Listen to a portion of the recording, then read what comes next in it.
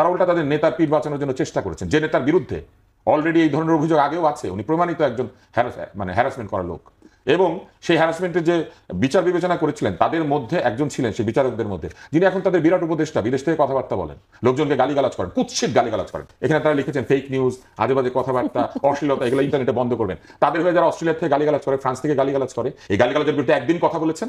রিয়াদ 2.5 কোটি টাকা, 10 লক্ষ টাকা তাকে কেন রিমান্ডে গেছে? কারণ সে থানা পুড়িয়ে দেওয়ার হুমকি দিচ্ছিল পুলিশকে।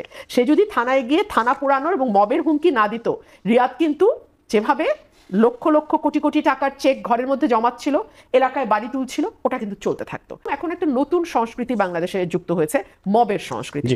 এটা আমরা অতীতে হয়েছে, উত্তেজিত জনতা হয়তো পিটিয়ে মেরেছে, এরকম 2-1-5টা ঘটনা আমরা দেখতে পারবো। কিন্তু এই 1 বছরে যেরকম প্রতি 2 দিন অন্তর অন্তর মব সন্ত্রাস, 2 দিন অন্তর মব সন্ত্রাস, এরকম তো আমরা দেখি নাই।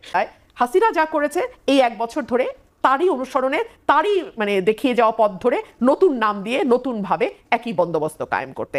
শুরুতে রয়েছেন ব্যারিস্টার রুমিন ফারহানা, সাবেক সংসদ সদস্য বিএনপি, আছেন আব্দুল তুষার, গণমাধ্যম ব্যক্তিত্ব, রয়েছেন রাজিকুজ্জামান রতন ভাই, সহকারী সাধারণ সম্পাদক পার্ষদ।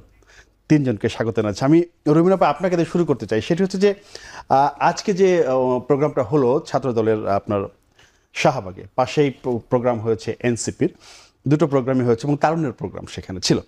তারুণ্যের প্রথম ভোট ধানের শীষে যারা আহ্বান জানিয়েছেন বিএনপির ভারপ্রাপ্ত চেয়ারম্যান তারেক রহমান, এখন যে তরুণ না, ধরেন আমি কি তরুণ কিনা, আমি কি আমার ভোট কি লাগবে কিনা বিএনপি? না না, আপনি নিশ্চিত থাকেন, আপনি নিশ্চয়ই তরুণ। আমি অফ স্ক্রিনেও বলছিলাম, অন স্ক্রিনেও বলছি, আপনি তরুণ, সুতরাং চিন্তা করবার কিছু নেই। কিন্তু বাংলাদেশের একটা বিরাট জনগোষ্ঠী দীর্ঘ 15 বছর কোন রকম কোনো ভোটাধিকার প্রয়োগ করতে পারেনি।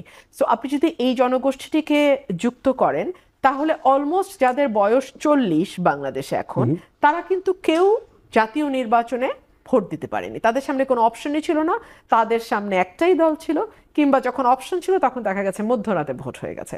সো একটা বিরাট জনগোষ্ঠী গত 15 বছর পুরোপুরি ভোটের বাইরে ছিল।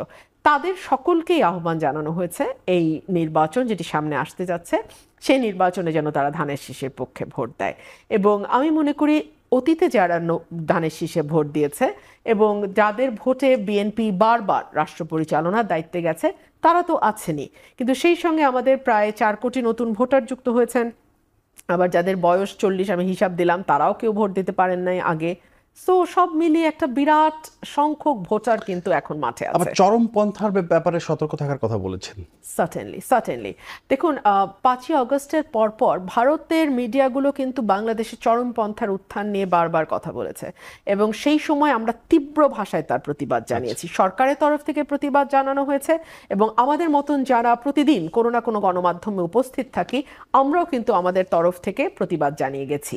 এবং আমরা বলেছি এই তথ্যগুলো সর্বৈব মিথ্যা, এবং সত্যি প্রচুর অপপ্রচার, প্রচুর ডিসইনফরমেশন ভারতের মিডিয়া থেকে চালানো হয়েছে। কিন্তু যখন আমরা দেখলাম যে ধীরে ধীরে নারীদের উপরে এক ধরনের মরাল পুলিশিং থেকে শুরু করে নারীর পোশাক কি হবে, নারী ফুটবলাররা খেলতে পারবেন কিনা, নারী অভিনেত্রীরা বা অভিনয় শিল্পীরা দোকান বা মার্কেট উদ্বোধন করতে পারবেন কিনা, মঞ্চ নাটক চলবে কিনা, বাংলাদেশ ব্যাংকের কর্মকর্তারা কি পোশাক পরবেন, কি পোশাক পরতে পারবেন না, সেটা নিয়ে একেবারে সরকারি সার্কুলার জারি হওয়া। সো এই জিনিসগুলো তো ভীতির সঞ্চার করে। এবং আমরা দেখেছি যে কেবল তো নারী নয়, সমাজে নানান রকম বৈপরীত্য থাকবে, ভিন্ন ভিন্ন রকমের মানুষ থাকবে, ভিন্ন ভিন্ন মতের মানুষ থাকবে। পরস্পরের প্রতি ন্যূনতম শ্রদ্ধাশীলতা যদি না থাকে, তাহলে এই ছোট্ট দেশের মধ্যে এত মানুষ আমাদের পক্ষে কিন্তু বাস করা সম্ভব হবে না একসাথে।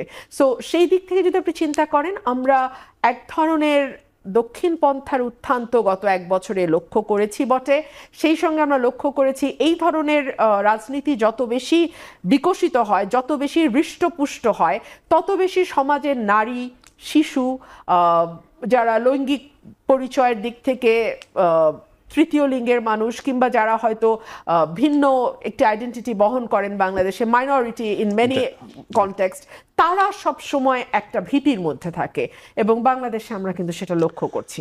আসবো, আমি যেতে চাই আব্দুল তুষার, আপনি একটু বলবেন যে আজকে কিন্তু ছাত্রদলের পাশাপাশি এনসিপির প্রোগ্রাম হয়েছে। এনসিপি প্রোগ্রাম করেছে কেন্দ্রীয় শহীদ মিনারে। তাদের আজকে 24 যে দফা ইশতেহার সেটা তারা ঘোষণা করেছে। সেকেন্ড রিপাবলিক মূল যে বক্তব্য এসেছে, সেকেন্ড রিপাবলিক প্রতিষ্ঠায় গণপরিষদ নির্বাচনের মাধ্যমে নতুন সংবিধান তৈরি সহ নতুন বাংলাদেশে তারা 24 দফা, যেটা আমি বললাম যে সেকেন্ড রিপাবলিক এবং গণপরিষদ নির্বাচনের মাধ্যমে, এই কথাটা এসেছে তাদের মানে মূল বক্তব্য থেকে। যদি আপনি মন্তব্য করেন। এটা খুবই কনফিউজিং। তারা প্রথমে আসলে একটা বিরাট তারা দফা দিয়েছেন, 24টা আলাদা আলাদা ইশতেহারে তাদের 24টি আলাদা আলাদা বিষয় তারা উল্লেখ করেছেন। এবং এটা খুবই কনফিউজিং এই জন্য যে তারা প্রথমেই বলেছেন জুলাই অভ্যুত্থানের স্বীকৃতি এবং বিচার তারা করবেন, এবং এখানে বলেছেন 1971 সালের মহান মুক্তিযুদ্ধের কাঙ্ক্ষিত সাম্য, মানবিক মর্যাদা ও সামাজিক সুবিচার প্রতিষ্ঠার লড়াই।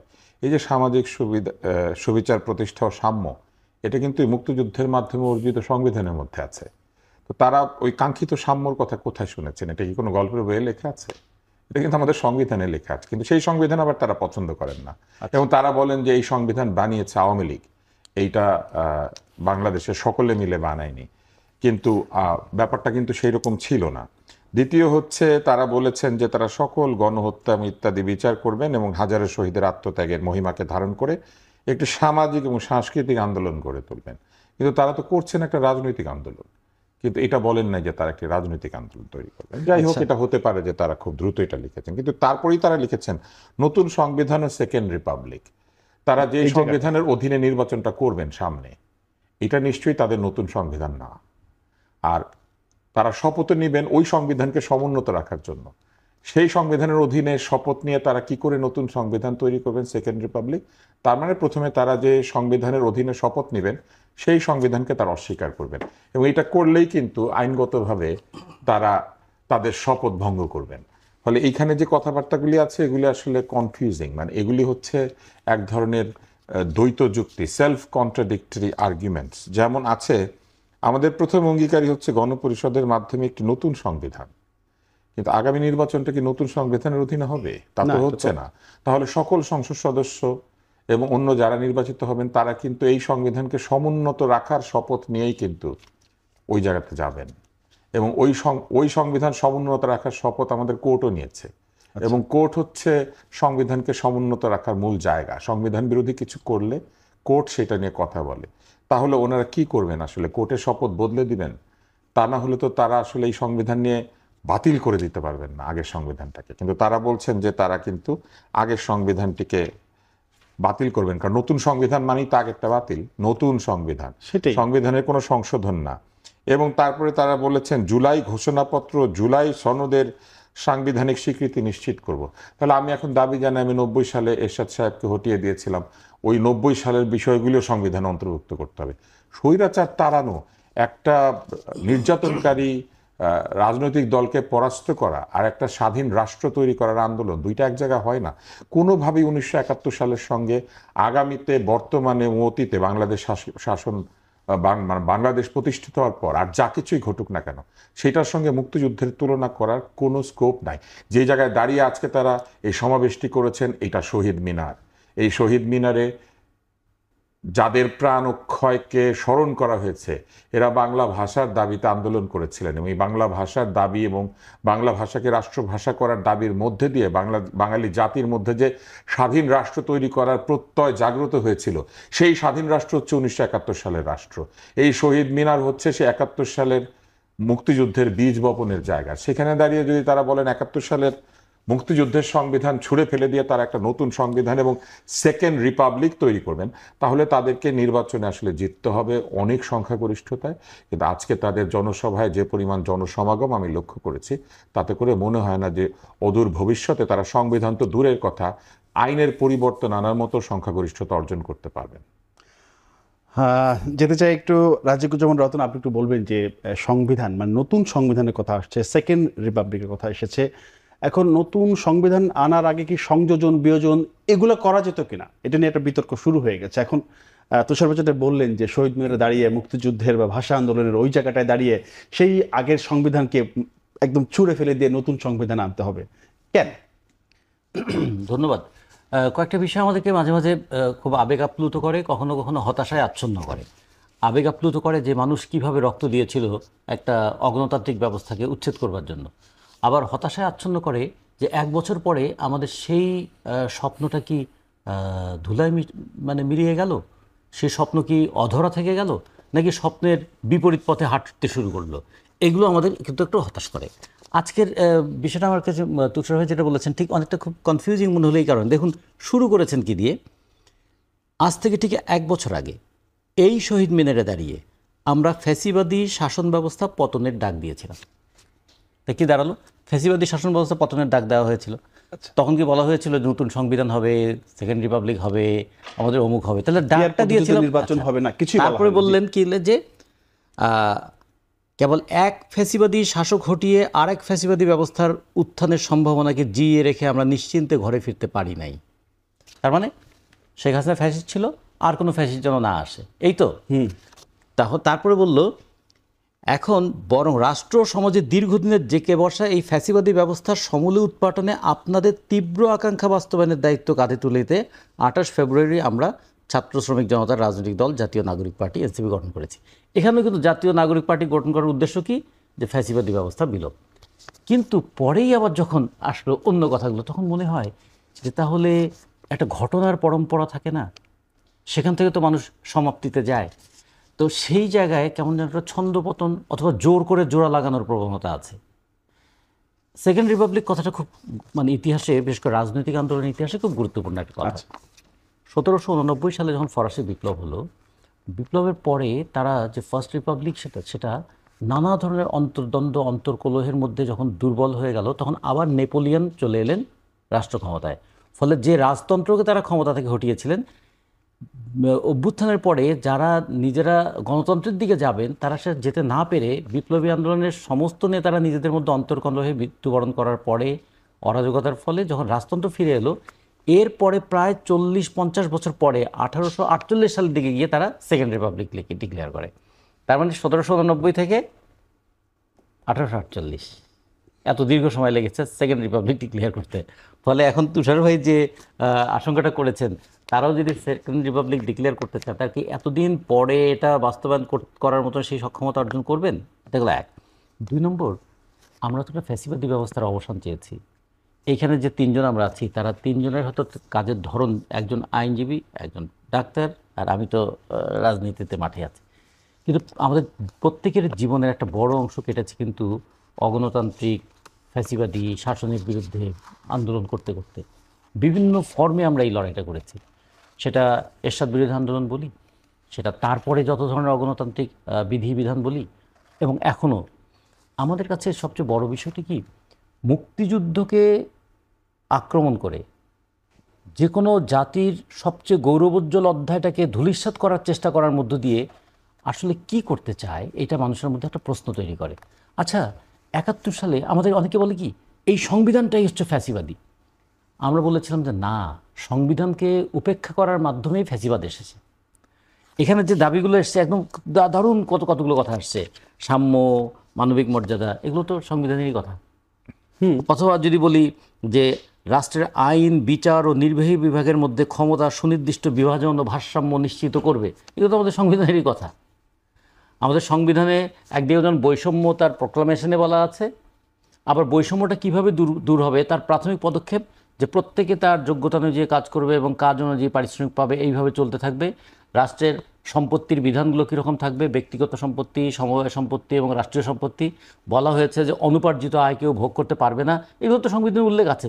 সেগুলো বাস্তবায়ন হয় নাই। আমার তো লড়াইটা হওয়া উচিত ছিল ওই জায়গায়, যে রক্তক্ষয়ী স্বাধীনতা যুদ্ধের মধ্য দিয়ে আমরা সংবিধানটা তৈরি করলাম, সেই সংবিধান যারা ক্ষমতায় থাকলেন নিজেদের স্বার্থে সংবিধানকে উপেক্ষা করলেন, তাহলে একটা মানে দাঁড়ায়। ওই জায়গায় ডিবেটটা হওয়া দরকার ছিল। কিন্তু আমরা ভরকেন্দ্রটা সরিয়ে দিলাম, দিয়ে কি করলাম, 3টা জিনিস আমাদের এখানে তৈরি হলো। একটা হলো যে 71-এর প্রতিপক্ষ দাঁড় করানোর একটা সচেতন চেষ্টা আছে। 2, মুক্তিযুদ্ধের মধ্যে দিয়ে যে দলগুলো রাজনৈতিক ক্ষমতায় এসেছিলেন তাদের ভুলভ্রান্তি সমালোচনা করতে গিয়ে মুক্তিযুদ্ধকেই বাতিল করে দেওয়ার একটা প্রবণতা আছে। 3, নিজেদেরকে এত বড় করতে চাইছি আমরা যে নিজেদেরকে বড় করতে গিয়ে আমাদের যে অতীতের একটা ধারাবাহিকতা আছে, এই ধারাবাহিকতার সঙ্গে একটা বিচ্ছিন্নতা তৈরি করতে চাইছি। জানেন, শেকড় থেকে বিচ্ছিন্ন হলে কোনো গাছ টেকে না। ঠিক তেমনি ইতিহাসের ধারাবাহিকতা থেকে বিচ্ছিন্ন হয়ে কোনো রাজনৈতিক সংগ্রাম যে স্থায়ী হয় না, তার অনেকগুলো নমুনার মধ্যে একটা নমুনা কিন্তু এখনই আমরা দেখতে পাচ্ছি। গত বছর 5ই আগস্টের ব্যাপারটা একটু ভাবুন তো, কি উচ্ছ্বাস, কি আবেগ আর কি ক্রোধ ছিল, সেটাই, আর এক বছর পরে জি। সেই জায়গায় আমরা থাকতে পেরেছি কি? না, সেটা একটু রুমিন ফারহানা একটু বলবেন যে মানে যে স্বপ্ন, যে আশা আকাঙ্ক্ষা নিয়ে আমরা 5 আগস্ট যে গণ অভ্যুত্থান হয়েছিল সেটা আর 2 দিন বাকি আছে আর 5 আগস্ট আসতে, ঠিক এখন ওই জায়গাটা এসে আমরা কি সেই স্বপ্নের মধ্যে আছি, নাকি এখনো বাস্তবে আসতে পারিনি, নাকি এখন স্বপ্নের মধ্যে আছি? মানে আমাদের অবস্থান এখন কোথায় যে প্রায় 12 মাস? আপনি যদি যে কোনো সাধারণ মানুষকে প্রশ্ন করেন জি, যে 5ই অগস্ট তো এটা গণমানুষের একটা অভ্যুত্থান ছিল, সুতরাং প্রতিটা মানুষ কিন্তু যার যার স্বপ্ন দেখেই 5ই অগস্টে সামিল হয়েছিল, তার স্বপ্ন কতটুকু পূরণ হয়েছে আপনি কিন্তু একটা হতাশাজনক চিত্র পাবেন। আমরা হতে পারে অনেক বেশি স্বপ্ন দেখে ফেলেছিলাম। এটা তো সত্য যে শেখ হাসিনাকে হটানো যাবে, এটা ধীরে ধীরে দেশের মানুষ কিন্তু বিশ্বাস হারাতে শুরু করেছিল। তারা ভেবেছিল যে শেখ হাসিনা হয়তো এই দুঃশাসন অনন্তকাল ধরে চলবে, উনি যতদিন থাকবেন ততদিন এই দুঃশাসন চলবে। সেই জায়গা থেকে 5ই অগস্টে তার পালিয়ে যাওয়া এবং হাসিনা রেজিমের পতন, এটা কিন্তু একটা অবিশ্বাস্য অভূতপূর্ব অ্যাচিভমেন্ট আমাদের দেশবাসীর জন্য। কিন্তু একই সঙ্গে আমরা তো একটা নতুন বাংলাদেশের স্বপ্ন দেখেছিলাম। নতুন বাংলাদেশটা কেমন হবে? এখানে সাধারণ মানুষ, নর্মাল, যাদের হয়তো কোনো পলিটিক্যাল আইডেন্টিটি নাই, সে যে অধিকার ভোগ করবে, একজন মানে ইনফ্লুয়েন্সিয়াল পার্সন যিনি হয়তো রাজনীতির খুব কাছে থাকেন, সরকারের সঙ্গে কোনো না কোনোভাবে যুক্ত, তিনিও কিন্তু তার নাগরিক অধিকার একই রকমভাবে ভোগ করতে পারবেন। আমি যদি একেবারে মোটা দাগে বৈষম্যহীন সমাজের কথা বলি, এর মধ্যে অর্থনৈতিক বৈষম্য আছে, লৈঙ্গিক বৈষম্য আছে, জাতিগত বৈষম্য আছে, আমি সেগুলো সব সরিয়ে রাখি। বাংলাদেশের নাগরিক হিসেবে মোটা দাগে আমরা সকলেই একই ধরনের অধিকার ভোগ করব। আপনি আমাকে গত 10 মাস বা 11 মাসের চিত্রটা যদি আমরা একটু দেখি, আমরা কি দেখলাম? আমরা দেখলাম অতীতে যেই অপরাধ হয়েছে সেই অপরাধ এই 1 বছরে ঠিক একই রকম ভাবে, বরং কিছু ক্ষেত্রে কয়েক গুণ বেশি হয়েছে। ফর এক্সাম্পল, শেখ হাসিনা গর্ব করে শেষের দিকে একদিন বলে ফেলেছিলেন তার পিয়ন 400 কোটি টাকার মালিক।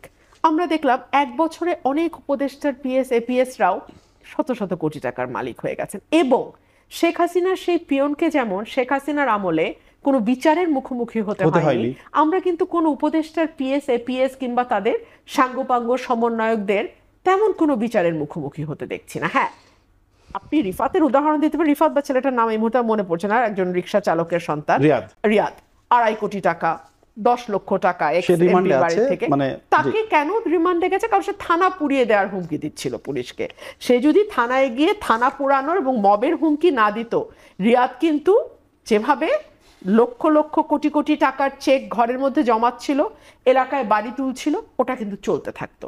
আমরা আওয়ামী লীগের আমলে দেখেছি যে তারা সরকারি পরিবহন ব্যবহার করে সরকারি আমলা পুলিশদের সহায়তা নিয়ে জনসভা করতে। একই চিত্র কিন্তু আমরা এই পট পরিবর্তনের পরেও দেখলাম। প্রথম শুরু করলো জামাতে ইসলাম, ট্রেনের মানে ভাড়া নিয়ে এসে তারা করলো। এর আগে আমরা দেখলাম এনসিপিকে প্রশাসনের সহায়তায় লোকজনকে বিভিন্ন জায়গা থেকে ডিসিএসপিদের সাহায্য নিয়ে ঢাকায় এনে তাদের ইনঅগারেশন সেরেমনি করতে। সো ওই সময় আমরা যা যা দেখেছি, এই সময় আমরা মোটা দাগে তাই দেখলাম। বরং এখন একটা নতুন সংস্কৃতি বাংলাদেশে যুক্ত হয়েছে, মবের সংস্কৃতি। এটা আমরা অতীতে হ্যাঁ হয়েছে, উত্তেজিত জনতা হয়তো পিটিয়ে মেরেছে, এরকম 2-1-5টা ঘটনা আমরা দেখতে পারবো। কিন্তু এই 1 বছরে যেরকম প্রতি 2 দিন অন্তর অন্তর মব সন্ত্রাস, 2 দিন অন্তর মব সন্ত্রাস, এরকম তো আমরা দেখি নাই। সো অনেক জায়গাতেই আমাদের স্বপ্ন হোঁচট খেয়েছে।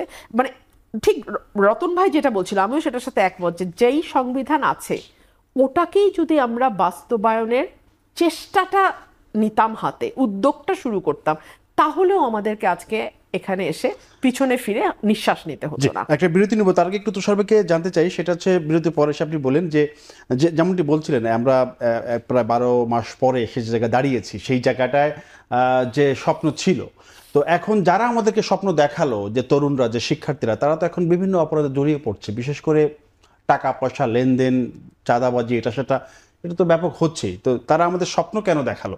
বিরতির পরে সেই এটা একটু বলবেন। দর্শক, একটা বিরতি নিচ্ছি, ফিরছি শীঘ্রই আশা করি।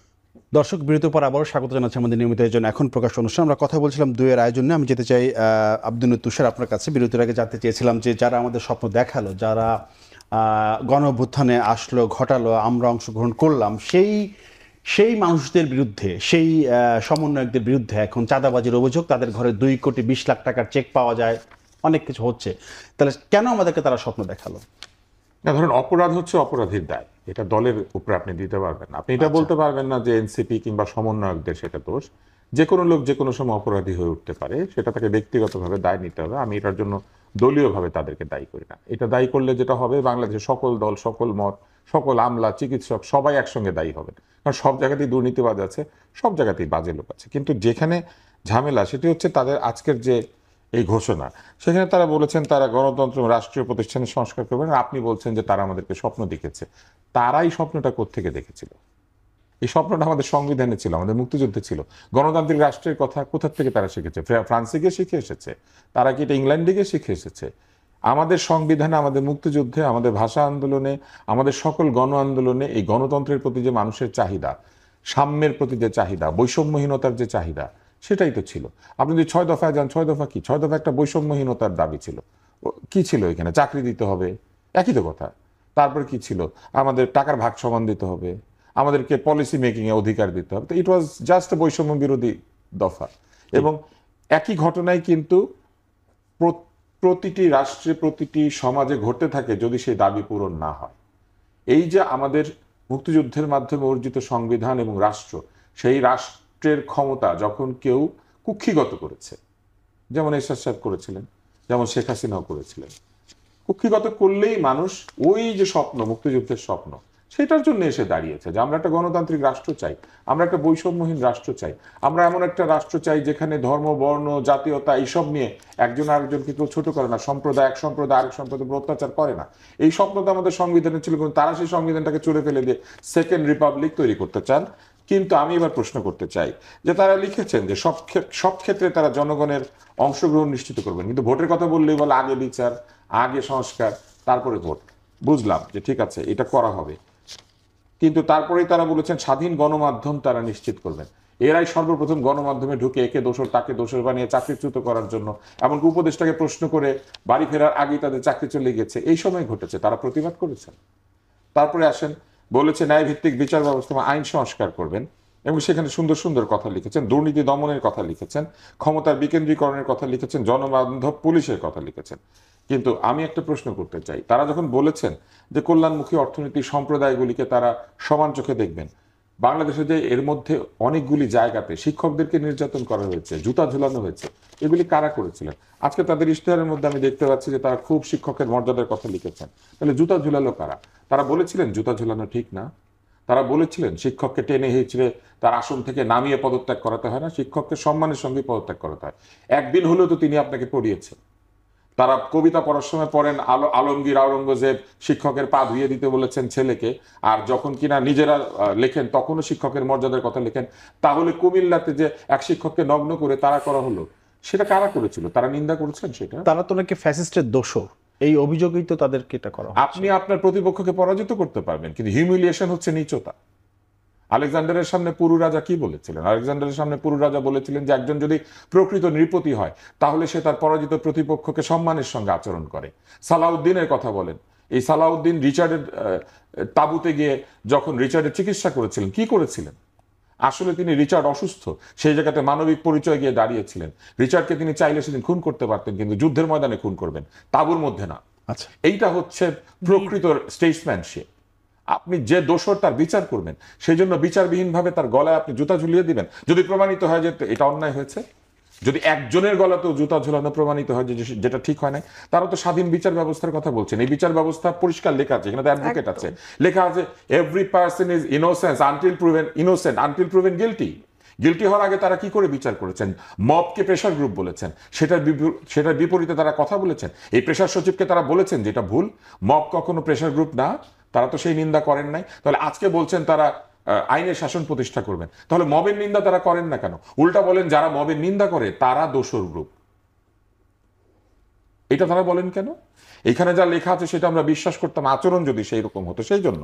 কিন্তু এখানে যা লেখা আছে তাদের আচরণের মধ্যে তো সেটা নাই। নারীর নিরাপত্তা, অধিকার ও ক্ষমতায়ন, আমরা দেখেছি একটা লঞ্চের উপর একটা ছেলে নারীদেরকে প্রহার করছে, আমরা দেখেছি মেয়েরা নামছে গাড়ি থেকে, তাদেরকে জিন্স পরার জন্য টিজ করা হচ্ছে, আমরা দেখেছি তাদের এই প্রতিষ্ঠানের মধ্যে একজন নারী হ্যারাসমেন্টের অভিযোগ করেছে তাকে বলা হয়েছে মাহরাম, মাহরাম বিষয়ে শিক্ষা দেওয়া হয়েছে।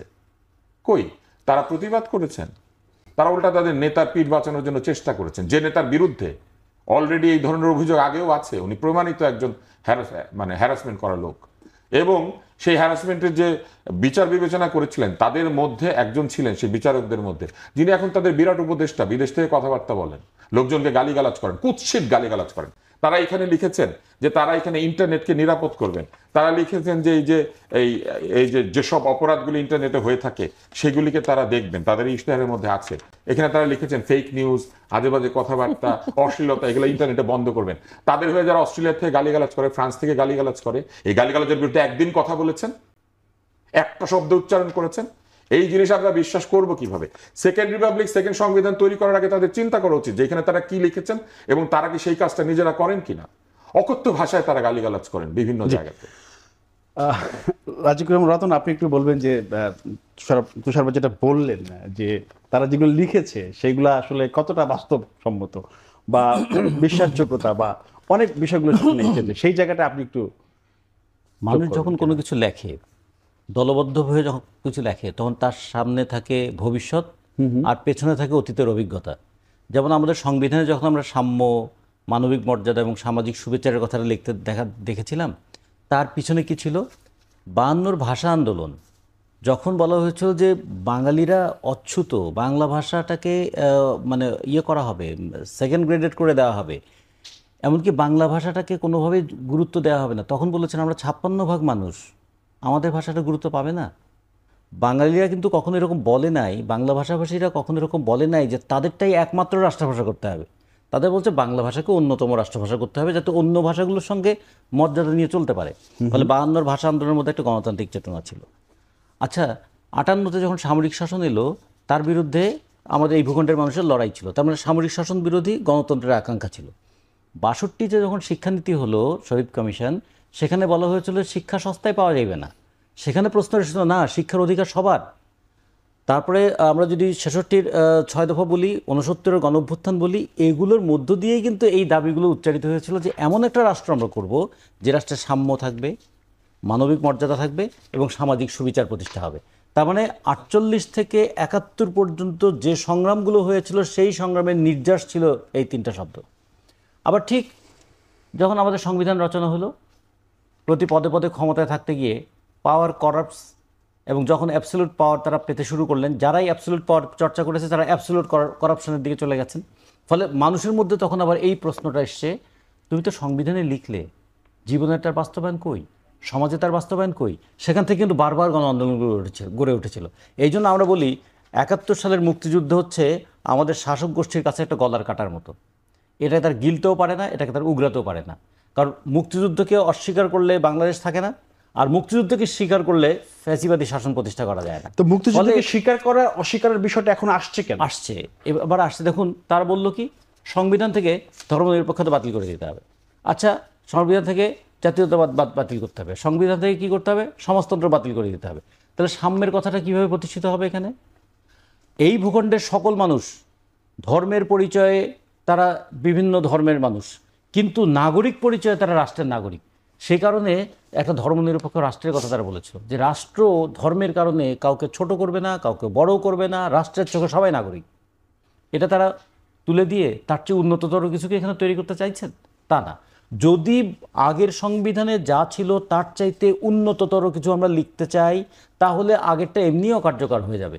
কিন্তু আগে যা অধিকার ছিল সেটাকে যদি সংকুচিত করতে চাই, মানুষ বলবে এ কেমন পরিবর্তন যা আমার অগ্রগতিকে রুদ্ধ করে।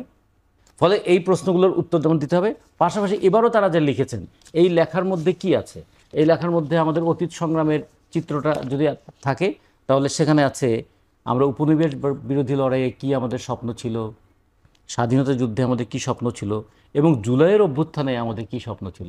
জুলাইয়ের অভ্যুত্থানের স্বপ্ন কি ছিল? সব কথাতে এক জায়গায় কেন্দ্রীভূত হয়ে এসেছিল, সেটা কি বৈষম্য বিরোধী আন্দোলন। তাহলে এই গত 1 বছরে যে বৈষম্যের কথা তুষার ভাই বললেন, কত ধরনের বৈষম্য আমরা দেখলাম। একজন সেলুন কর্মচারী, ছোট্ট একটা সেলুনের, সে মানুষকে সুন্দর বানায় বলে তার নাম নরসুন্দর। তাকে ধরে যে সবাই মিলে পেটালো, মারলো, ধরলো, কেউ পাশে গিয়ে দাঁড়িয়েছিল। তার অপরাধ কি? তার অপরাধ হলো সে হিন্দু সম্প্রদায়ের, আর তার পাপ কি? সে গরিব। গরিব হওয়াটা তার পাপ ছিল। এরকম করে সারা দেশে এই যে ঘটনাগুলো ঘটলো, সেটা সত্যি যদি হতো, প্রত্যেকটা ঘটনায় তারা ঝাঁপিয়ে পড়ছেন। যে নারী, লক্ষ নারী রাস্তায় নেমেছিল, সেই নারীরা কেন আজকে ঘরের বাইরে আতঙ্কে থাকে, এমনকি ঘরেও নিরাপদে থাকতে পারে না? তাহলে সেই জায়গায় গত 1 বছরের কী কী ভূমিকা ছিল? ফলে লেখাটা খুব গুরুত্বপূর্ণ। লেখার সঙ্গে একটা অতীতের অভিজ্ঞতা থাকে, আর ভবিষ্যতের জন্য একটা প্রতিজ্ঞা থাকে। জি। তো আমরা সেই প্রতিজ্ঞাগুলোর বাস্তবায়ন কি দেখতে পাচ্ছি বা পেয়েছি বা পাবো? মানুষ যখন এই প্রশ্নগুলো করে, তখন মনে হয় এগুলো মনে হয় শুধু কাগজের লেখা।